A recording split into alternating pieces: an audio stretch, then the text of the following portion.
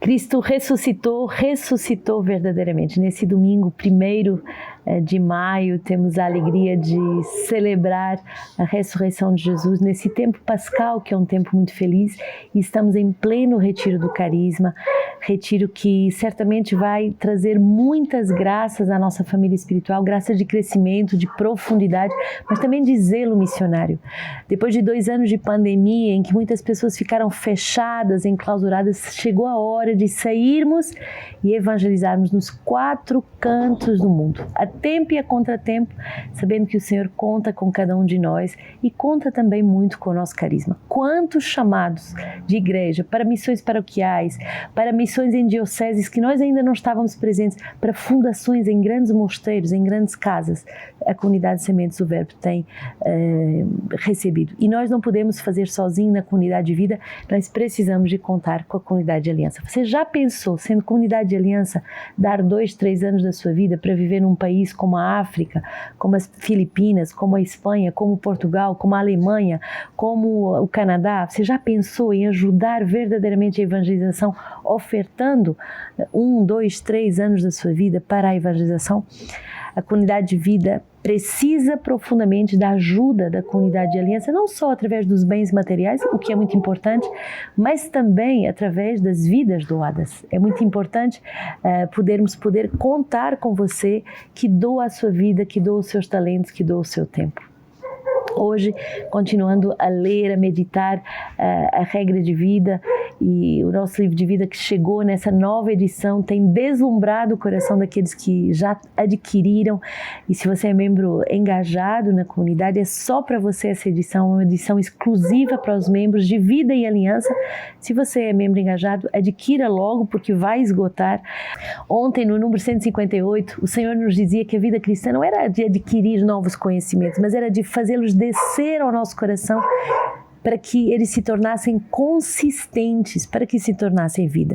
E hoje, o número 159, a fé e a esperança são o princípio do nosso amor por Deus. São Francisco de Sales, Deus apresenta os mistérios da fé à alma entre obscuridades e trevas, de forma que não vemos as verdades, mas só as entrevemos. E todavia, esta obscura claridade de fé, entrando no Espírito, não pela força do discurso, nem pela aparência dos argumentos, mas só pela suavidade da sua presença, subjuga e domina o entendimento com tanta autoridade que a convicção nos dá de verdade, sobrepuja sobre todas as outras convicções do mundo.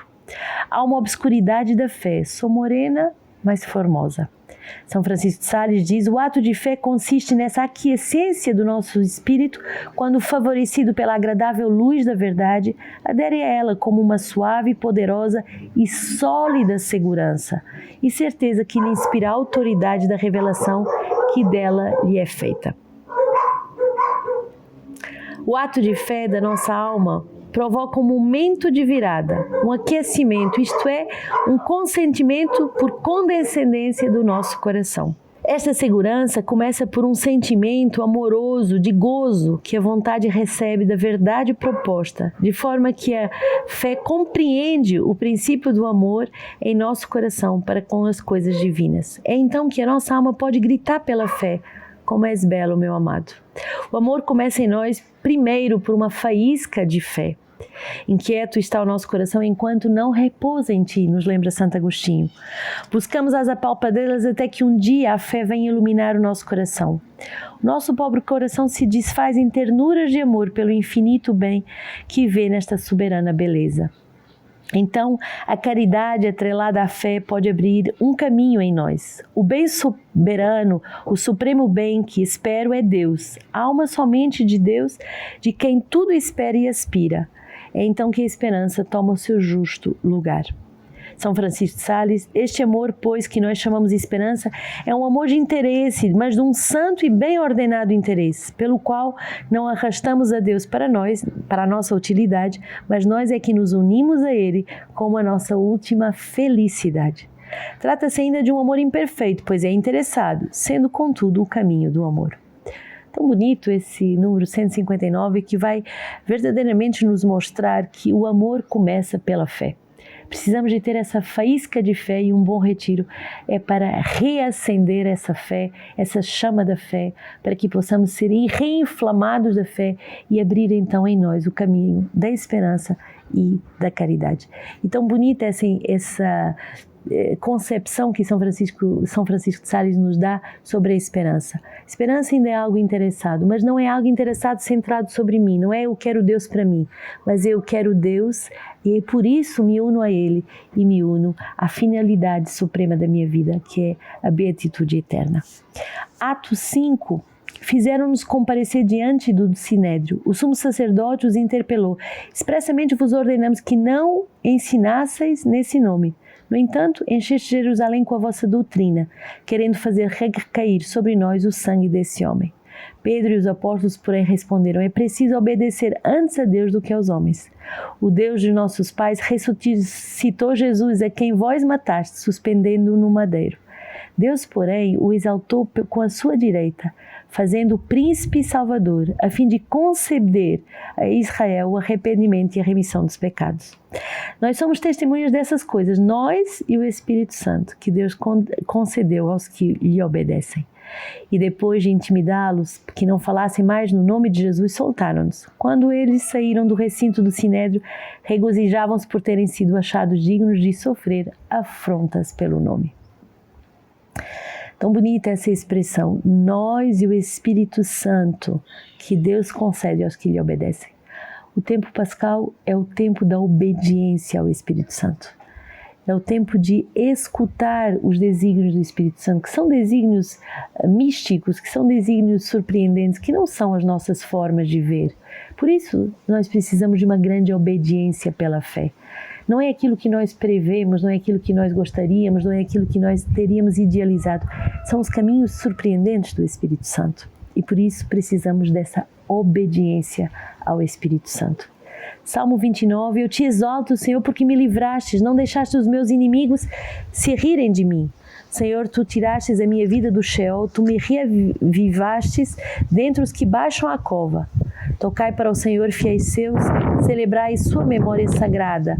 Sua ira dura um momento, seu favor a vida inteira. Se de tarde vem o pranto, de manhã gritos de alegria. Ouve, Senhor, tem piedade, seu meu socorro, Senhor. Transformastes o meu luto em dança. Senhor, meu Deus, vou louvar-te para sempre. O Senhor é aquele que nesse tempo de Pascal vem transformar os nossos lutos em danças. Certamente que durante esses 2 anos e para a nossa comunidade de aliança, houve muitas dificuldades no processo de evangelização, porque onde nos reuníamos nas casas foi quase impossível se reunir. Mas agora o Senhor vem, nesse tempo novo, transformar os nossos lutos, os nossos sacrifícios, as nossas lágrimas pela evangelização em danças de vida, em danças de vitória, em danças de almas que voltam para a igreja. É tempo de trazer as pessoas de volta, é tempo de chamá-los de novo para a vida divina. Apocalipse 5, 11 a 14. A minha visão, ouvi ainda um clamor de uma multidão de anjos que circuncidavam o trono e os seres vivos e os anciãos. Era um nome de milhões e milhares de milhares. Proclamando em alta voz, digno é o Cordeiro imolado de receber o poder, a riqueza, a sabedoria, a força, a honra, a glória e o louvor.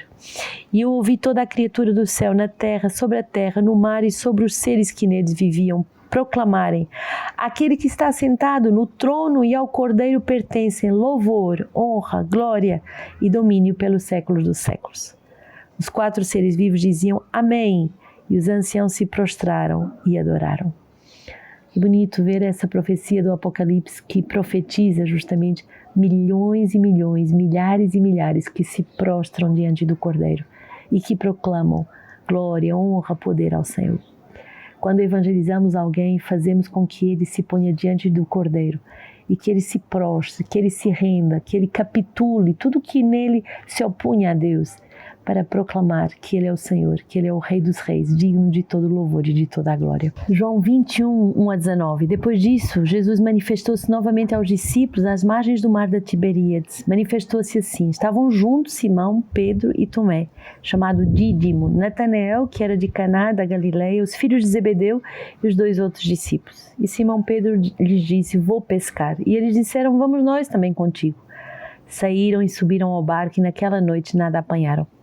Já amanhecera, Jesus também estava de pé na praia, mas os discípulos não sabiam que era Jesus. Então Jesus lhes disse: Jovens, acaso tendes algum peixe? Responderam-lhe: Não.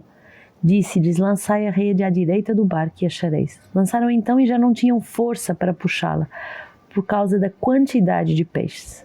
Aquele discípulo que Jesus amava disse então a Pedro: É o Senhor. Simão Pedro, ouvindo isso, é o Senhor, vestiu a sua roupa, porque estava nu, e atirou-se ao mar. Outros discípulos que não estavam longe da terra, mas cerca de 200 côvados, vieram com o barco, arrastando a rede com os peixes. Quando saltaram em terra, viram brasas acesas, tendo por cima peixe e pão. Jesus lhes disse: Trazei alguns dos peixes que apanhaste. Simão Pedro subiu ao barco e arrastou para a terra a rede, cheia de 153 grandes peixes. E apesar de serem tantos, a rede não se rompeu. Disse-lhes Jesus: Vinde comer. Nenhum dos discípulos ousava perguntar-lhe: Quem és tu? Porque sabiam que era o Senhor. Jesus aproxima-se, toma o pão e o distribui entre eles, e faz o mesmo com o peixe. Foi esta a terceira vez que Jesus se manifestou aos discípulos, depois de ressuscitado dos mortos. Depois de comerem, Jesus disse a Simão Pedro: Simão, filho de João, tu me amas mais do que estes? Ao lhe respondeu: É assim, Senhor, tu sabes que te amo. E Jesus lhe disse: Apacenta os meus cordeiros. Uma terceira vez, Jesus lhe disse: Simão, filho de João, tu me amas? Sim, Senhor, disse ele, tu sabes que te amo. Disse-lhe Jesus: Apacenta as minhas ovelhas. E pela terceira vez disse: Simão, filho de João, tu me amas? Entristecendo-se Pedro, porque pela terceira vez lhe perguntara: Tu me amas? E lhe disse: Senhor, tu sabes tudo, tu sabes quanto te amo. Jesus lhe disse: Apacenta as minhas ovelhas. Em verdade te digo, quando eras jovem, tu te cingias e andavas por onde querias. Quando fores velho, estenderás as mãos e outro te cingirá e te conduzirá aonde não queres. Disse isso para indicar com que espécie de morte Pedro daria glória a Deus. Tendo falado assim, disse-lhe: Tu segue-me. Essa passagem, João 21, é uma das passagens cruciais da palavra de Deus, porque por 3 vezes Pedro negou, mas por 3 vezes agora Pedro pode professar a sua fé, se arrepender e se tornar um homem firme na fé, inabalável. Jesus, no seu amor, nos dá a chance de reparar o nosso pecado. E talvez você que faz parte da família Sementes do Verbo, durante esses 2 anos de pandemia se afastou, se desanimou, esfriou. Tudo isso pode ter acontecido, mas hoje, dia da graça, dia do domingo, dia do Senhor, dia da Páscoa, nós podemos voltar e fazer diferente. Nós podemos nos arrepender, como Pedro se arrependeu ao receber esse convite do Senhor: Senhor, tu me amas? E Pedro toca a sua fragilidade no amor, toca a sua inconsistência no amor, toca a sua pouca fidelidade no amor, mas dá o salto do amor, dizendo: sim, Senhor, tu sabes que eu te amo. Possamos nós, como família espiritual, renovar o nosso ato de amor, ofertando as nossas vidas pela evangelização e pelo mundo. São Justino, hoje, como mártir, vai nos lembrar que a vida é cristã se ela é dada até ao fim. Ele diz assim: os que possuem muitos bens dão livremente o que lhes agrada. O que se recolhe é colocado à disposição de quem preside. Este socorro os órfãos, as viúvas e os que por doença ou qualquer outro motivo se acham em dificuldade, bem como aos prisioneiros, os hóspedes que chegam de viagem. Numa palavra, os cristãos assumem as necessidades dos necessitados. Reunimos-nos todos os dias no dia do sol. Não foi o primeiro dia em que Deus, transformando as trevas em matéria, criou o mundo, mas também porque no mesmo dia Jesus Cristo, nosso Salvador, ressuscitou dos mortos. Crucificaram-no na véspera do dia do Saturno e no dia seguinte, ou seja, no dia do sol, no domingo, apareceu aos seus discípulos e apóstolos e ensinou-lhes tudo quanto nós vos propusemos como digno de consideração. Que esse dia do sol, que esse dia da iluminação, que esse dia Dominus Dei possa ser o dia de recomeçarmos claramente como família espiritual nessa decisão decidida de evangelizarmos até aos confins da terra.